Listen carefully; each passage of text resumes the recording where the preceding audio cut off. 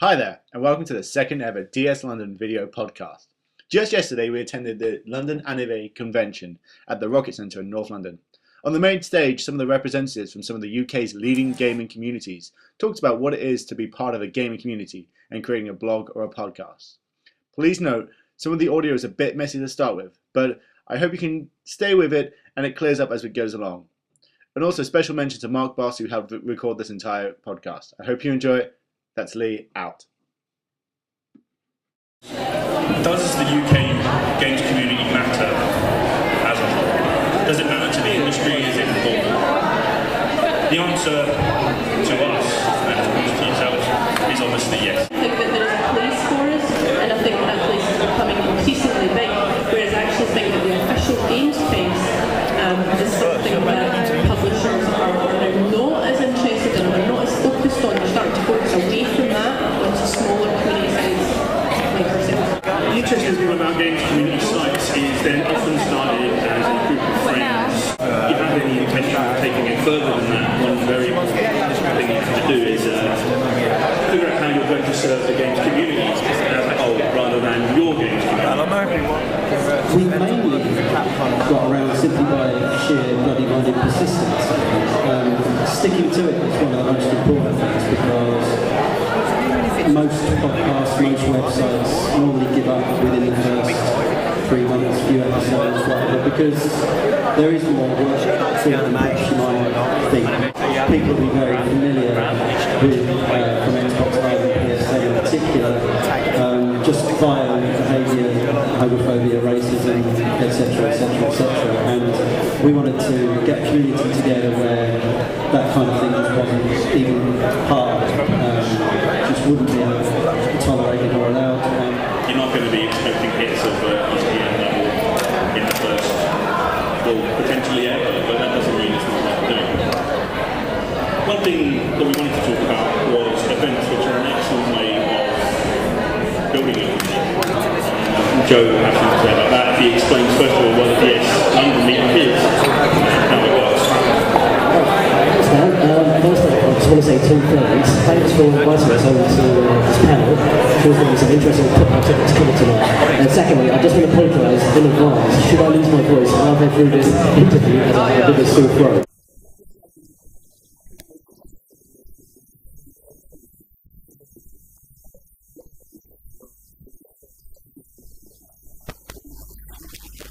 Identity, yes, and that's essentially what we do. Now, what's fundamentally different between us and any other community is that our presence online kind of stinks, to be quite honest. We've got a basic website, our forum is hardly ever there, but as Dan says, that's not a judgment of a good community. A good community is the people who participate. Now, I've been helping to run DS London for the past 5 years, and in that time, I've met some really fantastic people, had some really great events. In fact, let me think now, we've probably done about 10 charity events, one world record of 10, been invited to different events such as this, running our tournaments, and you know, every time we do something like this, we get more people join our meetup.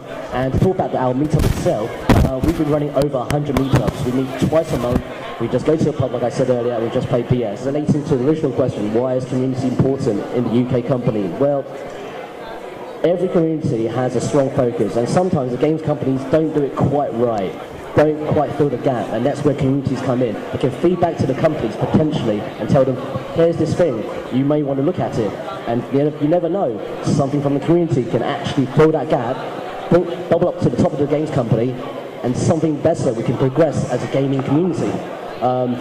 Unfortunately, I'm not much of a gamer these days, ironically, even though I'm standing on this panel, but what I can say is that over the 5 years, the amount of different types of gamers I've seen, the type of people I've met, really pulls me back every time. I find it very hard to leave this community. On the other end of the scale is a larger event. To do a larger event, a bigger meetup, or a community day, a gamers day, can be a lot more work. The guys at GamerDork have one coming up quite soon. We do, Dorkapalooza. You're not 100% confident that your community can support such a venture. It's one thing asking people to go round someone's house that's local. It's another thing asking people to book flights to go north of the border and hotel rooms and all this kind of thing. So the challenges have been actually being, again, really bloody minded enough to actually just put it into action, go and visit the hotel managers and say, look, this is what we want to do, we need a room. We don't know exactly how many people are coming, but we're going to can we reserve this many rooms? Make sure the health and safety is all in order and all that tedious stuff, but it's important because neither they nor you ultimately want to end up with a court case on your hands or whatever. GamerDork.net, Dorkapalooza, come along. You've got to have the confidence to make the phone calls and send the emails and make it sound like you know what you're doing. Within a day, I've contacted several arcade stick manufacturers, t-shirt companies, printers, and I had banners made. I had hundreds of pounds worth of arcade sticks and hundreds of pounds worth of t-shirts to give away as prizes, and all of it cost me nothing at all. The year before that, we did a world record we set the world record for the longest video game marathon on a driving game, 24 hours.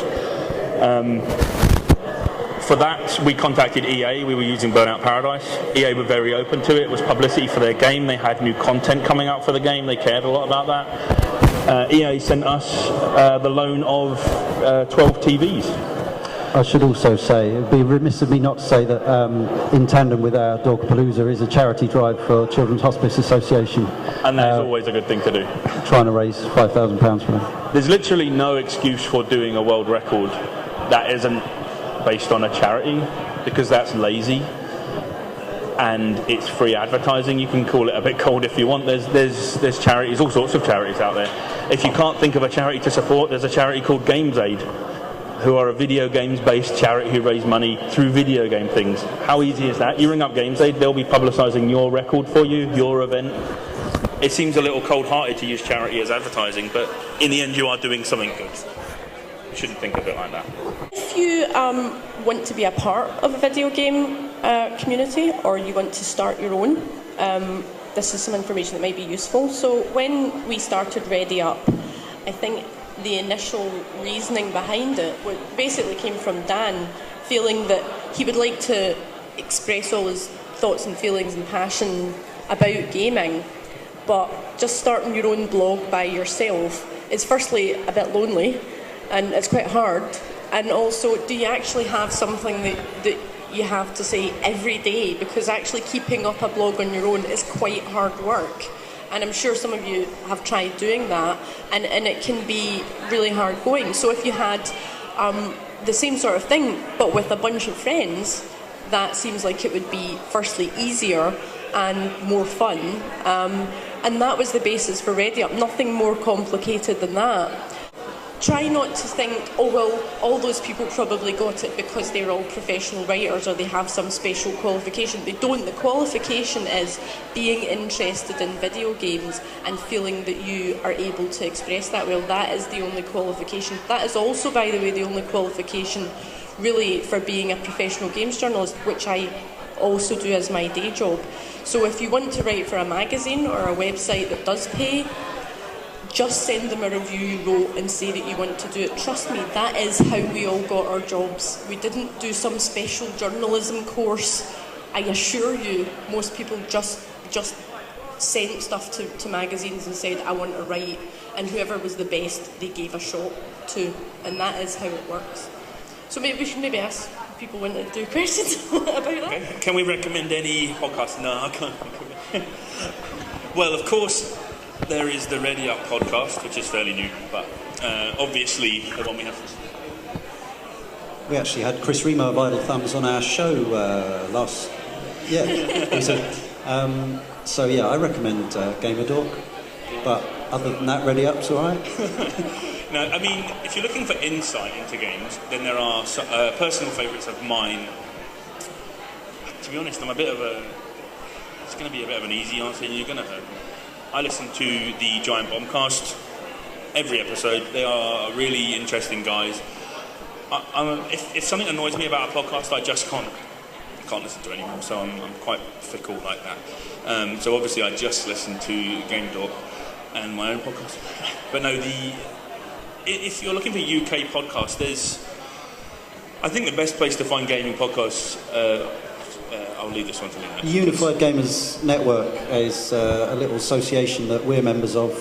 You'll also find such podcasts as Digital Cowboys. They're really nice fellas who take a good in-depth look at games. There's the most popular girls on the internet, who are Nuts. American women who are very funny. We also have Big Red Potion. They're extremely in-depth and intelligent podcast, far more than ours. I can't leave anyone out now, so we have Game Burst. If you're looking for one, I can recommend, and you may well have heard of it. I want to say insight into the games industry, because the people that do the podcast are very deep in the games industry. They don't give that away throughout the podcast. But there's a podcast called One Life Left. It's actually a radio show on Resonance FM on Mondays at 7 o'clock, but the podcast follows up shortly afterwards.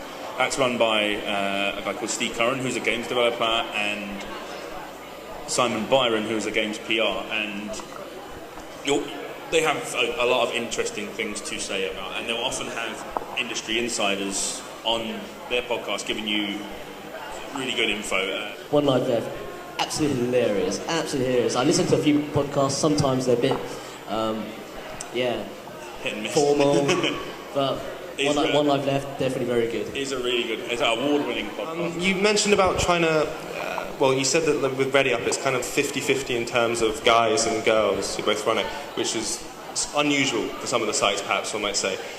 How do you want to make yourself stand out from the other sites? What's the best way you can find? I mean, obviously it's quite a unique thing, so how do you feel like, how would one make a review stand out from the rest of them? There are so many of them around. How do you do it?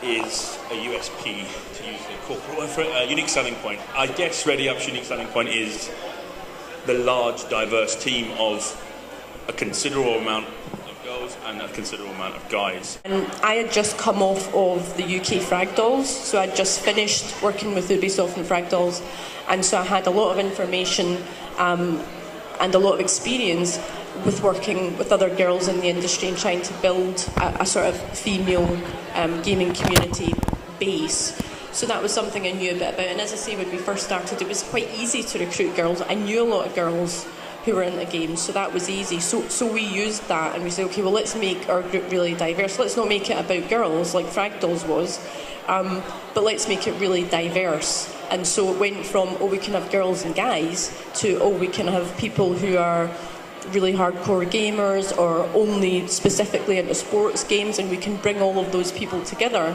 and that will make it unusual. Yeah, you'll very quickly realise that there's absolutely no point in trying to keep up with the news-based sites or even the big sites like IGN who review every single brand new game that comes out before it comes out. You can't do that. So what we've decided to do is focus on real gamers' experiences of their life as a gamer. So we will have opinion pieces and reviews of the latest games if that's what somebody wants to write, but we might have like a piece about a game that's 2 years old or 10 years old, or recently we ran a piece about why Fable 3 is good despite the fact that it was clearly developed by crazed idiots. We didn't have a USB, we just thought, you know what, we just want to get a few more people together to play games. And oh my god, the first year was an absolute disaster. We cancelled so many meetups because we just didn't get enough people. But what you find, after a little while, there's a strong motivation why each of us sitting on this panel do what we do. It takes a long time, you have to have so much bloody persistence, and oh my god, the day that you get bored of doing this is the day you're going to stop. So do something, write about something, form your community on something that you enjoy. That's the most important thing. If you don't enjoy it, chances are you're not going to be around after a few months.